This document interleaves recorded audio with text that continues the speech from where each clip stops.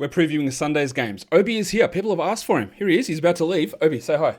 Hey, how you going? All right, he's off. We're here to talk about Sunday's games. We're previewing it to win your week in week 7. Michael Bolton. Maybe one day I'll hold you up like that, Simba style. Thanks, Josh. It's Michael Bolton here, and it's time for another episode of the Locked On Fantasy Basketball Podcast. Let's get to it. Let's get to it, indeed. You are Locked On Fantasy, your daily NBA fantasy podcast. Part of the Locked On Podcast Network, your team every day. Hello and welcome to the Locked On Fantasy Basketball Podcast, brought to you by Basketball Monster. My name is Josh Lloyd and my dream girl is Selma Bouvier. I'm also the lead fantasy analyst at basketballmonster.com, and today's episode is brought to you by FanDuel. Right now, new customers can bet just $5, and if your bet wins, you get $300 in bonus bets to use across the app. Head to FanDuel.com to get started. Thank you also for making Locked On Fantasy Basketball your first listen every day. We're free. We're available on all platforms. We are part of the #1 sports podcast network, the Locked On Podcast Network. We're part of it. And thank you for making us #1. Thanks for pushing me close to 100k subs on YouTube as well. We're trying to get there. It's going to be a tough ask, but I think that you guys, if you actually tried and you actually cared, you do it. But I think maybe you don't. Anyway, by the way, yeah, Selma, Patty, no way. Selma, let's go. Let's talk about week 7. I have already done a week 8 weekly preview where we talk about the NBA Cup and the possibilities, which are endless. It's all about the Cup. But what it means for fantasy, hopefully answering all of your questions. Maybe I didn't, but I hope I did. Let's take a look at what the schedule looks like for Sunday, though, where we've got early games. Of course we do. We've got a midday game. Midday Eastern. That's bloody early. Knicks and Magic is midday. There are 7 games on in total. We also have a 3:30 p.m. Eastern game, where the Raptors host the Celtics. Do we have any other early games? Of course we do. 2 6 p.m. Eastern games, which are a 5 p.m. Central, which is the Memphis Grizzlies hosting the Blazers, and then the Denver Nuggets hosting the Hornets. And then we've got our 7 p.m. game, which is Warriors-Bulls. We have got a 7:30 p.m. Eastern game, which is Lakers-Sixers. And the final game of the day ends incredibly early, tips off incredibly early at 8 p.m. Eastern, which is the Thunder Jazz. So we've got an early start, a midday start, and then everything is going to be, final game tipping off by 8 p.m. Eastern. An early night, so our recap show will be out early on Sunday as well, Sunday night. It's great for me. I love that. Means I get my day off early so I can go for whatever I need to go for after that. And that's how that schedule looks. Yeah, we've got that part done. So what we do on Sunday is we take a look at who do we stream in to win our particular leagues and particular matchups. There are no Sunday, Monday back-to-back, so you're not even getting a leg up into next week. Next week, incredibly shallow week. We know this, 28 games only for the week. Every day's got games, but we've got 3 days with 2 games on. Incredibly shallow week. Shout out to ESPN and Yahoo for, once again, having no idea what they're doing and screwing it up. Shall we take a look at streaming? We probably should. So let's get in and start with Yahoo points streaming for Sunday. In terms of injuries, there's obviously a lot of things that we don't know about who's in and who's out. What we do know is that for the back-to-back team, there's only one of them. It is the Warriors playing Saturday, Sunday. DeAnthony Melton is out on Saturday, so he should be available on Sunday. That's the guess. Trey Jones and Isaac Okoro are doubtful for the Bulls. Draymond and Jimmy are out for the Warriors on Saturday, so I think the chances of them playing on Sunday are pretty high. Towns is questionable on Sunday. Maybe they're saving him for the Cup. That's one to watch. Other injury statuses that we're really not sure of that are important, it's going to be Donovan Clingan and Ja Morant. We also don't have an update on Drew Holiday. I don't expect him to play. The other one's going to be huge is LaMelo Ball for the Hornets after he left the last game early. Ayo Dosunmu for the Bulls. And what else do we have that's important? Oh yeah, the return of Luka Dončić, which likely comes on Sunday, but also may not. Let's talk Yahoo points streaming options for Sunday. I'm using a 30% cutoff for these guys with some deeper ones there as well. Some of these guys are just must-roster players, and actually the one there that is the must-roster is Peyton Watson, who we have seen, who in the first few games when he replaced Aaron Gordon and Christian Brown, His usage was through the roof, and it didn't make any sense. And his three-point shooting was like 48%. You go, bro, this is not going to stick. Where's the defense? Well, it's changed. The usage has come back down to normal levels. The shooting has normalized, but the defense has gone up. So he still remains a must-roster player. He's just doing it in a different way. The chicken, Cedric Coward, who's been bad for weeks, 5 weeks maybe, turned into an absolute monster on Friday. I don't know. Look, again, I would be very cautious about saying he's back because it was a very good game. But we also saw 14 games in a row that were bad. So don't be like, yeah, what a mistake I made dropping him, because it was the correct decision, especially if you dropped him weeks ago. You can re-add him, but you definitely stream him in for Sunday, Cedric Coward. Kyle Filipowski has played good minutes the last 3 games. Blowout. Or last 4 games. Blowout. Nurkic foul trouble. Nurkic out. Blowout. So I can make an argument in every single game as to why he has played more minutes. The argument to counter that is the Jazz are bad. They look horrific at the moment. So maybe they're just blowouts every game. And maybe he plays 28 minutes every game now and Nurk only plays 21 because they're uncompetitive by the fourth quarter. Nurkic was pulled off giggity in the middle of the third quarter. So was I. But he was actually removed from the game in the middle of the third quarter. Same as like Lauri Markkanen and even Kyoto George. They just never returned. But they gave minutes to Kyle Filipowski and Ace Bailey and Walter Clayton in those scenarios. If the game remains moderately close, then Filipowski's numbers will come back down. The first game with Paolo Banchero back, Mr. Black played big minutes. I don't know that that's going to be real because Banchero played only 20. Will Black still be useful? I doubt it. But I still think Paolo is going to be ramping up in this game, so we're still going with Mr. Black in this one. And then, in one of the shockers of the season, like literally, this is not like a joke, Rob Williams played 30 minutes for the Blazers. I didn't think it was possible. We saw other games where Donovan Clingan was out and Williams played 20 minutes and didn't even start. This is not a controversial statement. You might think it is. Robert Williams is a better player than Donovan Clingan right now. He's a better player. He's not more important to the Blazers' future. He's not more reliable. Well, maybe he is because he's healthy and Clingan isn't. He is a better NBA player right now than Donovan Clingan. And if we've seen Donovan Clingan be benched many times, I know many of you think I've got a bias against Donovan Clingan. It's not bias. It's opinion. I don't think he's that good. That's an opinion. Right? And I would say it's playing out a little bit that way. We'll see. Maybe I'm too harsh on what his overall skill level is. I think it's bad, actually. I think his defensive skill is fine. But if they're going to be able to give Rob Williams 30 minutes and Tiago Splitter wants to win games, don't be shocked if we start getting 24-24 splits here between Williams and Clingan. Don't be shocked. I don't think it's going to happen, but do not be shocked. Now that we've uncorked the 30-minute Robert Williams genie bottle, anything's on the table. So, yeah, I do like streaming Rob Williams in, even in a Yahoo points league. For an ESPN points league, these guys are all at least 30% available. And somehow that includes Nemesh Keita and Wendell Carter Jr. They, along with Peyton Watson, are just must-roster players, and so is Yusuf Nurkic. I know Nurkic's last few games have not been particularly good, and I get why you'd want to drop him. I would like to hold, but in a points league, it is more possible or more reasonable to me to drop Nurkic. But Keita, Watson, Carter, Nurkic, very good value for Sunday at the very least. And I think they're probably just 12-team holds anyway.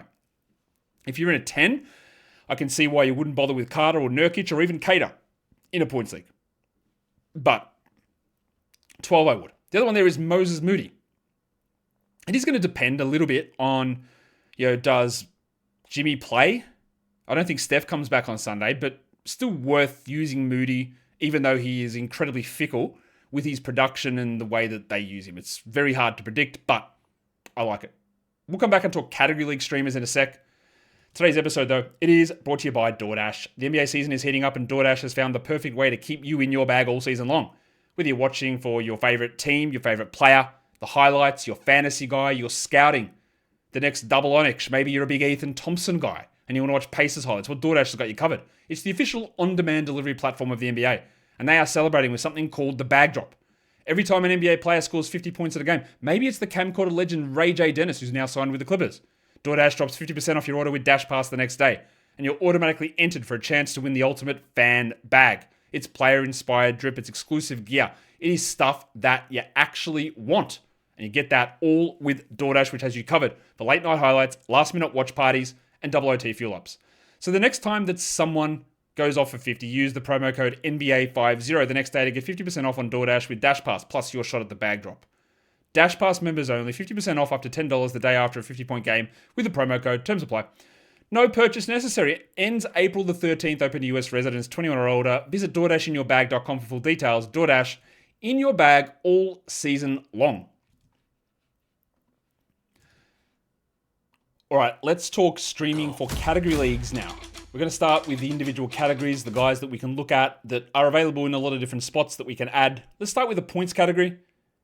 Don't overreact to what happened last game, but the man on the street, Jordan Clarkson, Jordan Clarkson, Jordanclarkson, was great, but that was a garbage time game where I think he played like the final 18 minutes of the game. Also, again, I know some of you got the joke that I just did there. Double joke, actually. Double banger. But shout out to Wayne Gretzky. Imagine being that good at your thing that you do, hockey. He's excelling in some other areas at the moment. I don't really want to say what they are. But, you know, he's doing things at a level that most people don't do them at. But just getting out there and going, why would I bother? Why would I bother to learn the names of countries? I'm going to be announcing them. Why would I even try to pronounce what Curacao is? Curacao, Wayne. Curacao. Jordan. Not Jordan. Macedonia, yeah. Technically correct from the way that Macedonians would pronounce the name of their country. But I'm not going to give Wayne Gretzky the benefit of the doubt there that that's what he was doing. Especially after a Curacao pronunciation. Shout out to Wayne. So anyway, Jordan Clarkson, the man on the street, Jordan, is an interesting scoring option. But that little outburst from last game is not, it's not a realistic overall outcome for what he can do because, you know, he is a little hit or miss. He's a little, some may say, washed, I guess. But he's an option because we've only got 7 games on. We know that. And that makes it, you know, we have to be making sure we're getting some options in that can actually pop off occasionally. Timmy Hardaway can do that. And there are opportunities for him there in Denver. Very clearly. Bryce Sensabaugh, he's a tough one. He's a hit or miss guy because he might play 25, he might play 12. But he might have 20 points with 5 threes. Aaron Wiggins is just going to get you 21 minutes. And there's going to be random guys in or out of that team. And at the moment, thankfully, it's not him. He's a good scorer. But he's also one of those guys that are going to have a 7 of 9 game. And the other one is Jared McCain, who, and I don't know this to be true because nobody seems to have asked this of self-branded hat legend Nick Nurse. And maybe you can correct me if this, maybe one of the Sixers reporters has asked this. But has anyone said to him, hey, are you just doing a minute split between Jared McCain and VJ Edgecombe because they're both just playing 24 minutes a night now? Is that what you're doing? Why is VJ only playing 24 after you played him 40 minutes a night to begin the season? Is it his calf or is it some other bullshit excuse? So I don't know. Anyway, Jared McCain, if there's one thing Jared McCain does, it is score points, but that is the one thing that he does.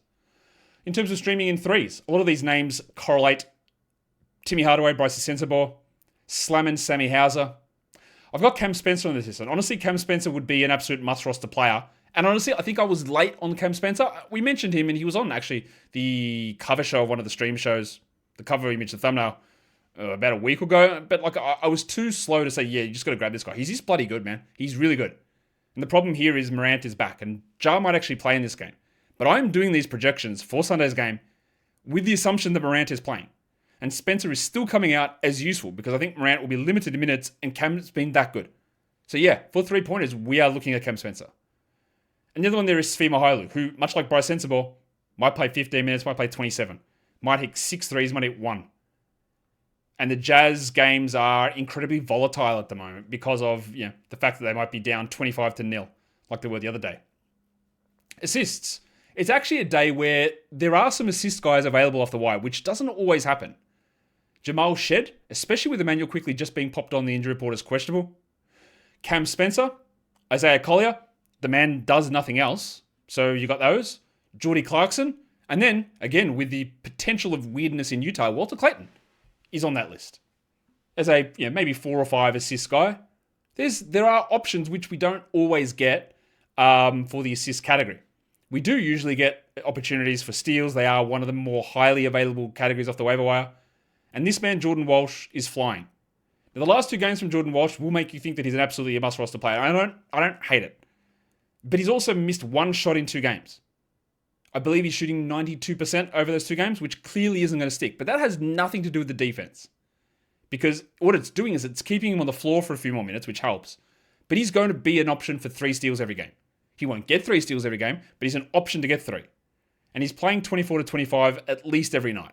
The scoring stuff makes it look way better, and it makes it look like it's a clear must-add. He will not do this. And it's not because Jaylen Brown was out, because one game was with Jaylen Brown out, the other game was not. It's just that every single shot went in. But the defense of Jordan Walsh is there. Jacoby Walter is also a pretty good steals guy in Toronto. He is starting in place of Rowan Barrett. You can get 3 out of him pretty easily. Jamal Shed had 5 steals, I think, the other day. Really good options there. And we've got the possibility that Quickly is out. Willie Dick in Golden State. Now, we might have Draymond, Jimmy, and Melton, and Seth Curry all playing on Sunday, which might impact Dick's stealing ability. Sorry, Richards' stealing ability. But he's okay. And Joshy Minot's getting 20 minutes, I think, the last 3 games. He's had 20 plus minutes. And he's always a multi-steal possibility option. We'll go to free throw percentage first, and then we'll come back and talk big man categories. Cam Spencer, there's that name again. That name again is Cam Spencer, not Pat Spencer, not the Warrior Spencer, who's still an okay option, but more for Saturday than Sunday. Cam is the guy. Tim Hardaway, Walter Clayton for free throw percentage, Jared McCain, and then Kentavious Caldwell-Pope, who might get you 2 of 2 from the line. Probably doesn't do much else, but he might get you 2 of 2 from the line. We're going to come back and talk big man stats, and then we're going to go into the guard build and big man build stream options. Today's episode, though, it is, of course, brought to you by FanDuel. NFL Sundays move fast. One big play, and then suddenly everything feels different. That's what makes live betting with FanDuel so exciting. You're not just watching the game, you're reacting to it in real time. With FanDuel, you can place bets as the action unfolds. Every drive, every momentum swing, every highlight moment. Live betting is the best when the game starts to shift. You see a receiver get hot, you see a defense start to clamp down on a particular player or a particular play style or a particular play type. Or you see a momentum flip after a turnover. FanDuel lets you jump into the moment with live spreads and money lines that adjust instantly and game player props that update as guys heat up. You can bet things like next touchdown scorers, drive results, totals, and more, and it keeps you locked into every snap and every drive and every possibility. Plus, live betting also exists for the NBA.